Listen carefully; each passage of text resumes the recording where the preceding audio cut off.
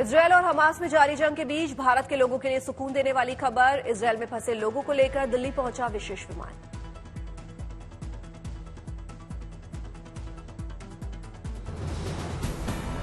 पहले दल में इजरायल से 212 भारतीय आए। केंद्रीय मंत्री राजीव चंद्रशेखर ने किया स्वागत। लोगों के चेहरे पर दिखी सुरक्षित वतन वापसी की खुशी।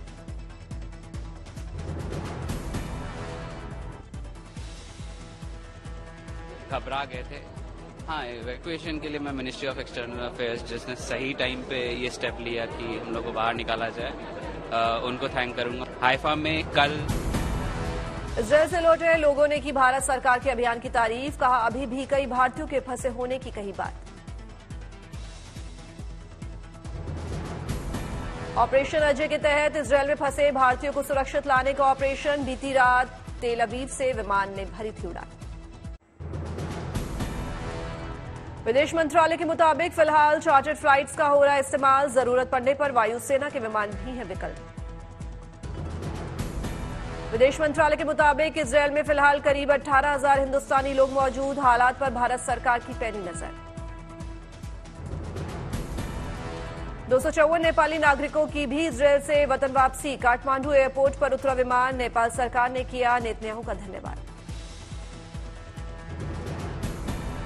इजरायल और हमास के बीच जारी जंग का 7वां दिन। आज आतंकी संगठन ने दी है बड़े हमले की चेतावनी। आतंकी संगठन ने कहा 1200 लड़ाके इजरायल में घुसे। हमास की धमकी के बाद इजरायल में हाई अलर्ट, बढ़ाई गई सुरक्षा। हमास के इंटेलिजेंस टावर को इजरायल ने उड़ाया। तमाम अहम ठिकानों पर बमबारी। गाजा पट्टी के शाती शरणार्थी कैंप पर इजरायली वायुसेना का हमला। रिहायशी बिल्डिंग, ऊंचे टावर और सरकारी मंत्रालयों पर जबरदस्त बमबारी। इजरायल ने सीरिया पर भी बोला हमला। दमिश्क और एलेपो एयरपोर्ट पर दागी मिसाइलें। यहां हिजबुल्लाह को ईरान से हथियार आने का था शक। इजरायल ने बीते 6 दिनों में गाजा पट्टी पर 6,000 से ज्यादा बम बरसाए। आज भी जारी है जंग। जवानों के बीच पहुंचे प्रधानमंत्री नेतन्याहू। कहा आपके जज्बे को सलाम है, पूरा इजरायल आपके साथ खड़ा है। आज हाई अलर्ट पर है दिल्ली पुलिस। प्रदर्शन की आड़ में माहौल खराब करने की हो सकती है कोशिश। दिल्ली पुलिस को खुफिया एजेंसियों ने भेजा है अलर्ट। इजरायल हमास में जारी जंग को देखते हुए खुफिया एजेंसियों को मिले हैं कई इनपुट। जुमे की नमाज के दौरान दिल्ली के सभी जिलों के अधिकारी सड़कों पर रहेंगे मौजूद। भारी फोर्स भी रहेगी साथ। दिल्ली समेत कुछ शहरों में माहौल बिगड़ने की हो सकती है कोशिश। यहूदियों से जुड़ी जगहों और धार्मिक स्थलों सहित इजरायल एम्बेसी की बढ़ाई गई है सुरक्षा। जम्मू कश्मीर के डीजीपी दिलबाग सिंह का बयान। कहा राज्य में आतंकवाद के इतिहास के 33 सालों में 2023 में सबसे कम आतंकी घटनाएं हुई। 13 का ग्राफ जो था उससे भी बहुत नीचे मिल्टन सी का लेवल आज की तारीख में आ चुका है। अगर आप मुझे उदाहरण के तौर पे पूछेंगे कि 2013 में टेरर रिलेटेड एक्टिविटीज कितनी हुई, तो 113 केस थे 2013 में, जो लोएस्ट माना जाता था तब तक का। और अगर इस साल का पूछेंगे तो सिर्फ 42 केसेस हैं। राजस्थान के भीलवाड़ा में फिर वंदे भारत ट्रेन पर पत्थर से हमला। जयपुर से उदयपुर जाते समय मारे गए पत्थर से बोगी का कांच टूटा। वंदे भारत ट्रेन पर पत्थर फेंकने की घटना से यात्रियों में हड़कंप। पिछले 25 दिनों में वंदे भारत ट्रेन पर हमले की तीसरी घटना।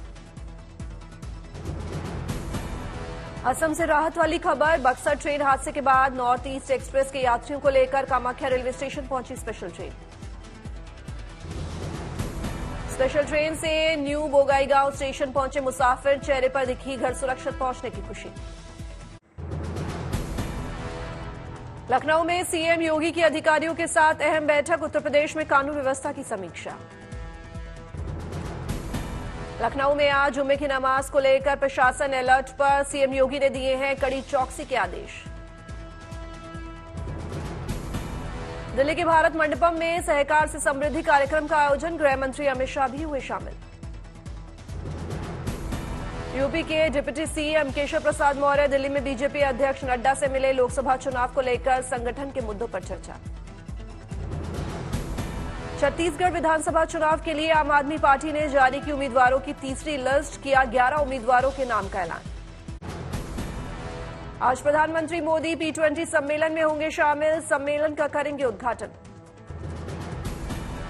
आज P20 सम्मेलन की प्री समिट बैठक का दूसरा दिन, पहले दिन G20 देशों के संसद सदस्य हुए शरीक। लोकसभा अध्यक्ष ओम बिरला ने किया P20 की प्री समिट बैठक का शुभारंभ, पर्यावरण अनुकूल जीवन शैली पर फोकस करने पर जोर। दिल्ली में कन्वेंशन सेंटर यशोभूमि में हो रहा है P20 सम्मेलन, थीम है वसुधैव कुटुंबकम, एक पृथ्वी एक कुटुंब एक भविष्य के लिए संसद। दिल्ली में आयोजित P20 सम्मेलन में लगाया गया क्राफ्ट बाजार, शिल्प बाजार में भारत की हस्तशिल्प और हथकरघा विरासत की दिखी झलक। पीएम मोदी ने उत्तराखंड की 2 विकास की सौगात दी, पिथौरागढ़ में 4000 करोड़ की ज्यादा की विकास परियोजनाओं का लोकार्पण और शिलान्यास किया।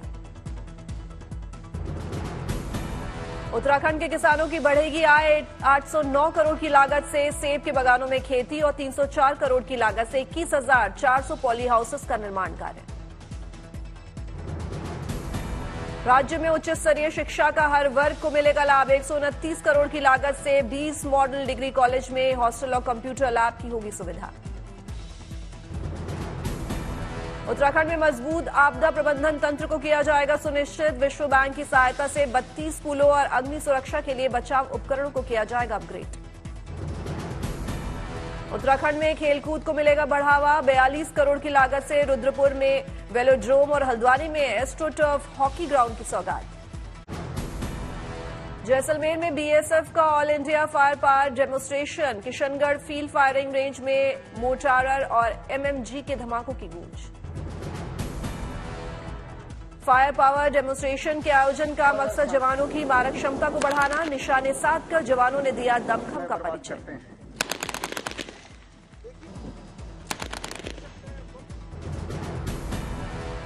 चार दिनों तक चले फायर डेमोन्स्ट्रेशन में 600 जवानों ने लिया हिस्सा, BSF North Bengal Frontier overall विजेता बना। धनबाद के झरिया में बीसीसीएल के विकास भवन में लगी आग, दमकल की 4 गाड़ियों ने आग पर पाया काबू। सियालदह राजधानी में फायरिंग करने वाले बदमाश को कोडरमा स्टेशन पर जबरन उतारा गया, किया गया गिरफ्तार। राम की नगरी अयोध्या से आई गुड न्यूज, श्री भागवताचार्य स्मारक सदन में रामलीला की हुई शुरुआत।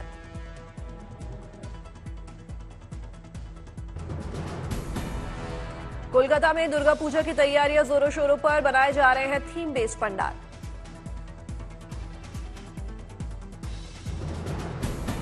नवरात्र के लिए सज रहा है अमरावती का अंबा माता मंदिर, मां अंबे की प्रतिमा का किया जाएगा विशेष श्रृंगार। फ्रांस से जैसलमेर आई 17 महिलाओं ने अपने परिजनों की आत्मा की शांति के लिए किया मंत्रोच्चार, तर्पण के साथ मोक्ष की कामना की। अमृतसर की अमनातबीर कौर ने मेहनत से अपने सपने को किया साकार, बनी जज, बढ़ाया परिवार का नाम। राष्ट्रपति द्रौपदी मुर्मू ने माता वैष्णो देवी के दर्शन किए, स्काईवॉक का किया उद्घाटन। कटरा में राष्ट्रपति द्रौपदी मुर्मू ने की भैरव घाटी की सैर, विधि विधान से भैरव मंदिर में की पूजा अर्चना। महाराष्ट्र के उप मुख्यमंत्री देवेंद्र फडणवीस ने तिरुमला मंदिर में की पूजा, भगवान वेंकटेश्वर का लिया आशीर्वाद। रोहतक में यूपी के सीएम योगी ने श्री बाबा मस्तनाथ मठ में मूर्ति स्थापना और प्राण प्रतिष्ठा कार्यक्रम में लिया हिस्सा, आरएसएस प्रमुख मोहन भागवत और योग गुरु रामदेव भी रहे साथ। उद्योगपति मुकेश अंबानी ने किए बद्रीनाथ और केदारनाथ धाम के दर्शन, दिया 5 करोड़ रुपए का दान। विदेश मंत्री एस जयशंकर को गृह मंत्रालय ने दी जेड कैटेगरी की सुरक्षा, पहले दी गई थी व्हाइट कैटेगरी की सुरक्षा। एनएसजी के स्थापना दिवस पर काउंटर टेररिज्म सेमिनार का किया गया आयोजन, नौसेना प्रमुख भी हुए शामिल, बोले लगातार बदल रहा है युद्ध का तरीका। जमशेदपुर में बुजुर्ग दंपत्ति कर रही है ड्रैगन फ्रूट की खेती, बागान में लगाए 500 पौधे, पीएम मोदी ने फल को दिया था कमलम नाम। गाजियाबाद में सीएम योगी आदित्यनाथ ने रैपिड एक्ट स्टेशन का किया निरीक्षण, अधिकारियों को दिए दिशा निर्देश। पश्चिम बंगाल की सीएम ममता बनर्जी ने दुर्गा पूजा पंडाल का किया वर्चुअल उद्घाटन, नवरात्र के लिए तैयारियां जोरों शोरों पर। कोलकाता में दुर्गा पंडाल पहुंचे पश्चिम बंगाल के मंत्री सुजीत बोस, विधि विधान से की मां दुर्गा की पूजा अर्चना। असम में नए लाभार्थियों को बांटे गए अरुणोदय कार्ड पाकर खिल उठे लोगों के चेहरे। दिल्ली में उपराष्ट्रपति जगदीप धनखड़ ने ऑस्ट्रेलियाई स्पीकर से की मुलाकात, दोनों के बीच कई मुद्दों पर हुई चर्चा। उज्जैन में एक्ट्रेस दिव्या दत्ता ने किए बाबा महाकाल के दर्शन, पूरे विधि विधान से किया बाबा का पूजन।